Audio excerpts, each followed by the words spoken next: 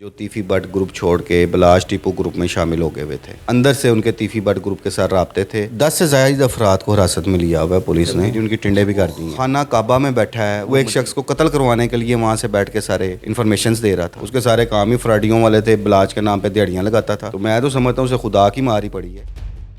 Sir मुझे बताइएगा किस तरफ जा रहा है ये अमीर बलाश टीपू कत्ल केस और इसमें क्या पेशरफ्त हुई अभी तक? इसमें काफ़ी हद तक तो उलझने गुलझने जो थी वो सुलझती जा रही हैं गठियाँ, और ख़ुसूसन एहसन शाह की गिरफ़्तारी के बाद बहुत सारे मामला तो क्लियर हो गए हैं। अब दायरा कार जो तफ्तीश का है वो बढ़ता जा रहा है। असल में अब एक चीज़ तो पुलिस को क्लियर हो गई है कि ये चेन चली कैसे थी, ये कहाँ से सारा कुछ हुआ। कैसे चली थी?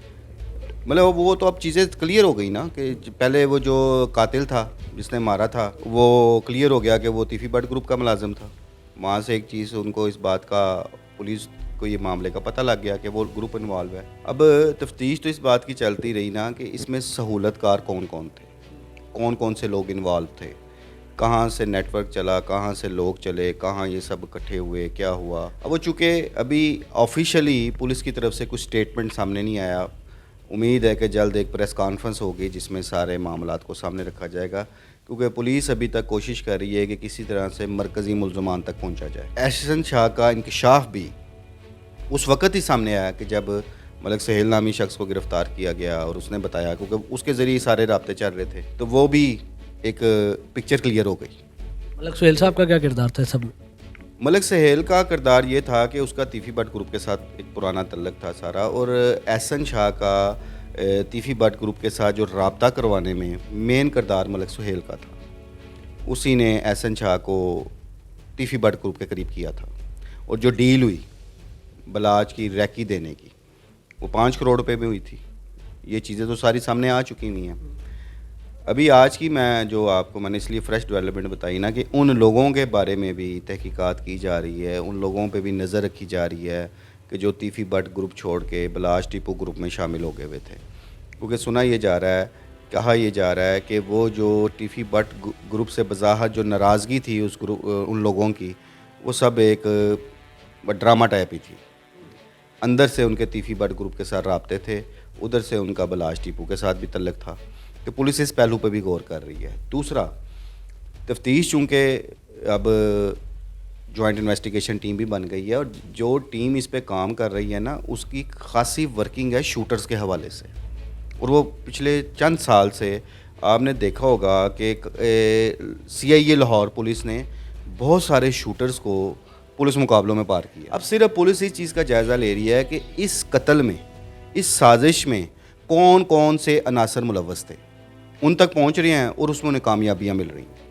तो अब देख, इसका अब एंड रिज़ल्ट तो तभी नज़र आएगा कि जब इस केस में मुलव्वस मरकज़ी मुल्ज़मान को गिरफ़्तार किया जाएगा। अच्छा, गोगी भट्ट साहब को कहा जा रहा है कि जी गिरफ्तार कर लिया गया है, उस मामले पर क्या कहेंगे? कितनी हकीकत इन बातों? लेकिन अभी तक इस हवाले से कोई मुसद्दका इतला नहीं है कि अगर मैं कहूँ कि जी वो गिरफ़्तार हैं या वो पेश हुए हैं, वो मुसद्दका इतला उनके हवाले से कोई नहीं है। अच्छा, तीफी भट्ट साहब का वो कहा जा रहा है इंटरपोल से रब्ता होगा या कुछ, तो तीफी भट्ट साहब की गिरफ्तारी के इम्कान आता है?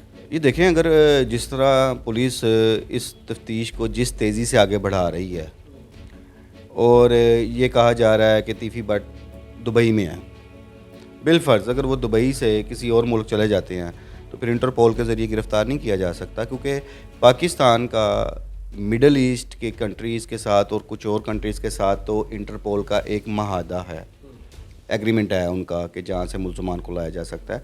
लेकिन बेशतर ऐसे ममालिक हैं जिनके साथ इंटरपोल का माहदा पाकिस्तान का नहीं है। अगर ऐसे किसी मुल्क में वो चले जाते हैं तो वहाँ से लाना फिर मुमकिन नहीं होगा। एहसन शाह तक कैसे पहुंचा गया और मलक सुहेल का क्या इसमें किरदार था? और ये जो 10 नाम आप बता रहे हैं कि 10 नाम है, वो कौन है, ज़रा थोड़ा उस बारे में बताएं।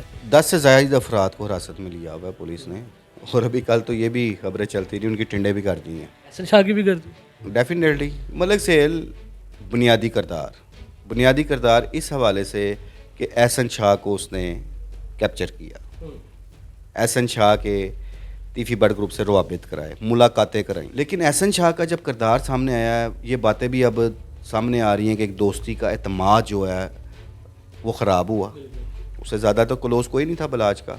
उससे बड़ी बात कि वो खाना काबा में बैठा है, वो मदीना मुनव्वरा में बैठा है, जहाँ हम सब मुसलमान अपने गुनाहों की बख्शिश के लिए जाते हैं। वो देखें किस मुकाम पे बैठ के वो रैकी करवा रहा था। वो एक शख्स को कत्ल करवाने के लिए वहाँ से बैठ के सारे इन्फॉर्मेशंस दे रहा था। तो मैं तो समझता हूँ उसे खुदा की मारी पड़ी है कि कितनी जल्दी ये सामने आ गया उसका चेहरा कि वापस आया है, और बलाज के कत्ल के चंद ही दिनों में वो एक्सपोज हो गया। मलक सुहेल तक कैसे पहुंचे पुलिस? ये थोड़ा शकील भट्ट साहब के थ्रू पहुंचे या क्या मामला हो? उन्हें मलक सुहेल की सरगर्मियों पे कुछ इतलात थी पुलिस के पास, और मलक सुहेल को इसलिए उठाया था, और मलक सुहेल ने हर चीज़ बता दी। वो उलझे हुए मामलात को क्लियर कर दिया। वहाँ से पुलिस फिर एहसन शाह तक पहुंची है। एहसन शाह सब कुछ मान बैठा। क्या क्या मान चुके? यही कि मैं तीफी भट्ट को मिलता रहा हूँ, मैं गाड़ियाँ बदल बदल के जाता रहा हूँ उससे मिलने के लिए। जब मैं जाता था तो मैं मोबाइल भी अपने ऑफ़ कर देता था, और 50 लाख रुपये ऐसे लिए, बल्कि उस 50 लाख रुपए में से ही तो उम्रा करने गया था। एहसन शाह के कौन से कोई इतने इस्टेब्लिश कारोबार थे? उसके सारे काम ही फ्राडियों वाले थे। बलाज के नाम पे दिहाड़ियाँ लगाता था। साहब भाई, जितने कोई लेन देन के अक्सर मामलात हमारे अलमिया हैं, लेन देन के मामलात में लोगों के पैसे डूबे होते हैं, या किसी का प्रॉपर्टी का तनाज़ा होता है, ये हर मामले में दिहाड़ी लगाने चला जाता था, और उन लोगों को थ्रेड करता था जिनके कोई सोर्स नहीं होते थे। कमज़ोर लोगों को बलाज का नाम लेकर डराता था और सीधा बुलाता था, अड्डे ते आओ। वो तो बलाज को इस तरह बेचता था, और उसने जितना पैसा बलाज के नाम पे कमाया है, और समझ से बाहर है कि पैसा भी कमा रहा है, उसकी वजह से अपनी उसने टोर भी रखी हुई थी। सोशल मीडिया का दौर शुरू हो गया, एक ट्रेंड चल पड़ा है, बड़े टिकटॉक भी बनते हैं, लोग अपनी मूवीज़ बना रहे हैं अपनी एक्टिविटीज़ की। बलाज को सोशल मीडिया पे मशहूर करने वाला भी ये था, और किस तरह सिर्फ अपने लिए कि वो बेचता था उसको। बलाज की उसका एक इस्टेब्लिश बिज़नेस था, उसे उसकी जदादें जो टीपू मरूम अपने दौर में छोड़ गए हुए थे, बहुत बहुत जदादें, अरबों रुपए की जदादें हैं उनकी। उनको छोटे छोटे लेन देन के मामलात में या छोटे प्लाटों में कब्जे करने की कोई ज़रूरत नहीं है। एहसन शाह जैसे फैक्टर्स जो हैं वो सिर्फ बलाज के साथ नहीं, वो तीफी भट्ट ग्रुप में भी हैं। जो बताइएगा, सोशल मीडिया की आपने बात की, तो नदीम वहीद साहब सोशल मीडिया में बड़े एक्टिव थे और उन्हें बहनोई होने के बिना पर गिरफ़्तार कर लिया गया। ये इन्फॉर्मेशन गलत है। मैं पहले उनके भाई ख्वाजा वसीम को गिरफ़्तार किया गया था। वो बस हमारी मीडिया की रिपोर्ट्स थी जो ठीक नहीं थी। ख्वाजा नदीम सईद वाई का भले इस वक्त एक बहुत मलबा उनकी फैमिली पे पूरी पे पड़ा हुआ है, लेकिन मुझे इस चीज़ का पता है वो बड़े अमन पसंद किस्म की शख्सियत है। तो मुझे बताइएगा इस केस में अब आगे क्या होने जा रहा है और ये केस क्या रुख इख्तियार करेगा? आगे तो अब यही होगा कि टारगेट पुलिस का यही है कि किसी भी तरीके से गोगी भट्ट और तीफी भट्ट तक पहुंचा जाए, उनकी गिरफ्तारी के लिए हर वो हरबा इस्तेमाल किया जाए, और पुलिस कोशिश भी कर रही है, क्योंकि जब तक ये मेन मुलजमान गिरफ्तार नहीं होंगे केस का रिज़ल्ट आप क्या करेंगे? अब ये जितने लोग पकड़े हैं तो सारे सहूलतकार हैं। जिसने मारा है वो दुनिया से खुद जा चुका है, जिन्होंने मरवाया है, जिनके नाम आ रहे हैं, अब वो भी जब तक फेस नहीं करेंगे तो वो किस तरह क्लियर होते हैं? तो पुलिस का टारगेट तो उन दोनों की गिरफ्तारी। तो अब आपको लग रहा है कि गोगी भट्ट और तीफी भट्ट पकड़े जाएंगे? जब तक पुलिस उसमें सिंसियर होकर नहीं चलेगी, ईमानदारी से नहीं चलेगी, वो केस का हल नहीं होता। हमारी पुलिस पे बहुत डिपेंड करता है। माजी में कई केसेस ख़राब हुए पुलिस की नाकस तफ्तीश की वजह से। अब सही चल रही है तफ्तीश? अभी तक पुलिस जो है, अभी तक के जो मामले, क्योंकि अभी जो इन्होंने 2 ऑफिसर लगाए हैं उस ज्वाइंट इन्वेस्टिगेशन टीम के जो सरबराह बनाए गए हैं, दोनों एसपी साहबान की जो रिप्यूट अच्छी है, अगर वो ईमानदारी दयानतदारी से चलते रहे तो यकीनन इस केस को किसी मंतकी इंजाम तक ज़रूर पहुँचाएंगे। तो शहर में खौफ की फ़िज़ा कायम हो गई थी कि गैंग वॉर होने जा रही है, बड़े मामलात बिगड़ेंगे और फिर से बदमाश सर उठाएंगे, सारे मामला अब कहाँ नज़र आ रहे हैं आपको? नहीं, ऐसी कोई बात नहीं कि गैंग वार शुरू हो जाएगी, बदमाश आउट है। बदमाश वैसे ही सारे अंडरग्राउंड हो गए हैं, और उसका जो क्रेडिट है वो भी लाहौर पुलिस को ही जाता है।